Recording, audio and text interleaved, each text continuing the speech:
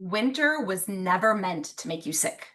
What do I mean by that? Well, I think the majority of us who live in a quote unquote winter climate assume that come winter, kind of all hell breaks loose, if you will.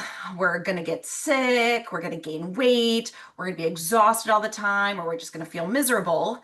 And we're just not going to we're just going to kind of hunker down and we can't wait until springtime happens again. And then we can start getting healthy again. Or maybe the first of the year, right? That the artificial starts to the calendar year.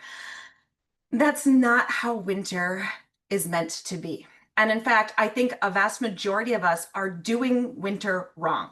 And what I mean by that is we're not taking advantage of all of the amazing things that winter has to offer. Winter has an opportunity for more darkness, which actually equates to more restoration.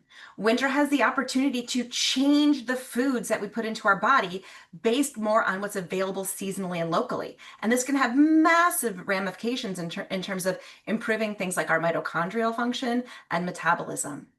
Winter was never meant to be lived as a go, go, go, hard, hard, hard push lifestyle.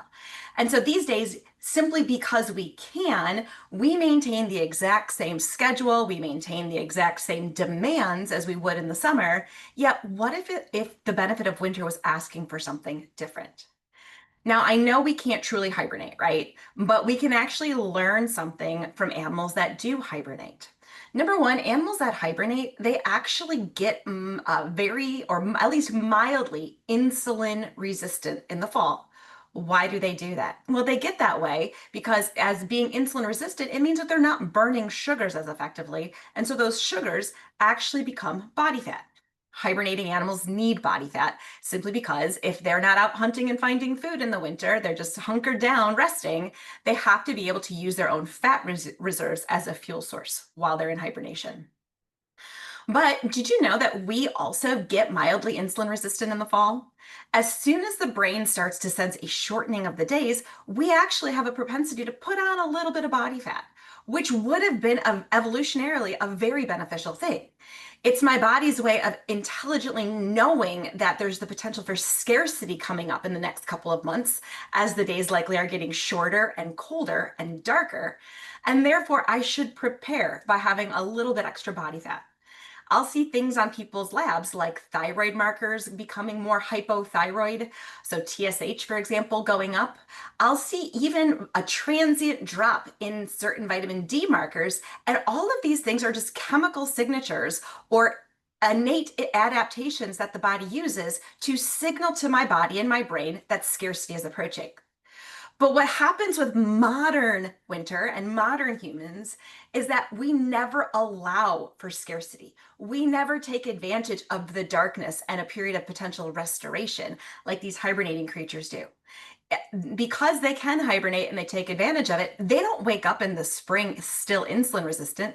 They don't wake up in the spring with massive amounts of body fat still on their body. No, their body has utilized that appropriately during the restorative winter months. And it's healed the inflammation from the insulin resistance. So how can we actually translate that to modern humans? Well, that's what my Prep for Winter Challenge is all about. It's about teaching you how to still live a modern lifestyle. I'm not going to tell you to hibernate in a cave all winter, but maybe doing things differently. For example, taking advantage of the fact that being adapted to the cold will help us to run tons of repair programs in the winter. It also makes winter less miserable, frankly.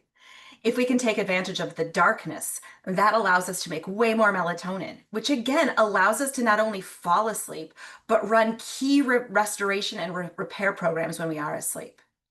What if we actually took advantage of maybe eating more seasonally and locally? Well, in fact, I know I switched to a more ketogenic style way of eating in the winter. My body actually starts to crave it in the winter. I don't want fruit smoothies in the winter. I don't want big salads in the winter because that isn't what's available. It's not what my light and temperature environment is signaling to me. So instead, by switching to these warming stews and things like that, my body is actually becoming more metabolically flexible in its ability to burn fat as a fuel source for me all winter long. That means I'm not getting holiday weight gain. That means I don't have to set a New Year's resolution to say, uh-oh, now I got to hit the gym to lose 5, 10, 15 pounds, whatever it might be. So I think something that is happening these days is that we're living winter as if it was summer. We're not becoming cold adapted. We're not changing our temperature exposure in the house. We're not changing our lighting to make it darker or dimmer to more represent what's happening outside in our environment. And because of that, we create what's called a seasonal mismatch. Indoors, my body says, oh, I think it's summer. But outside, my body says, well, clearly it's winter. And that just creates a lot of chaos and confusion. If you can take advantage of what winter has to offer, you can actually learn how to thrive all winter long. And I've taught this now to thousands of people in winter climates, and they've come away actually understanding how winter is a source of healing and restoration and not something to be feared for things like weight gain, sickness, or just feeling crummy and can't wait to get out of winter and get towards spring again. So I highly encourage you to join my Prep for Winter Challenge. That's coming soon. It's one of the coolest programs I've developed in terms of teaching you how to take advantage of winter, thrive this winter, not be cold this winter, teach your mitochondria how to use that cold adaptation to burn fat all winter, and more. So hope to see you there.